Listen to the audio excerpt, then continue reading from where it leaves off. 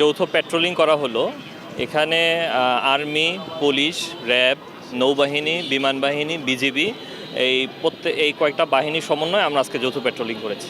এটা হচ্ছে আমাদের একটা জানান দেওয়া, বেসিক্যালি একটা মেসেজ থ্রু করা যে খুলনাবাসীর জন্য যে আপনারা হচ্ছে নির্বাচনে একদম ভয় ভীতিহীন অবস্থায় আপনারা নির্বাচনে পার্টিসিপেট করবেন। আর হচ্ছে আইন শৃঙ্খলা পরিস্থিতি যাতে স্বাভাবিক থাকে এই কারণে আমাদের এই যৌথ পেট্রোলের আয়োজন করা, এবং এইটা একটা রেগুলার প্রসেস, এটা কন্টিনিউ থাকবে। এইখানে আমরা যে যৌথ পেট্রোলের যেটা বললাম, আমাদের হচ্ছে পুলিশ, আর্মি, র্যাব, নৌবাহিনী, বিজিবি সবগুলো বাহিনী এখানে কাজ করতেছে এবং সেটা নির্বাচন কমিশনের নির্দেশনা মোতাবেক হচ্ছে।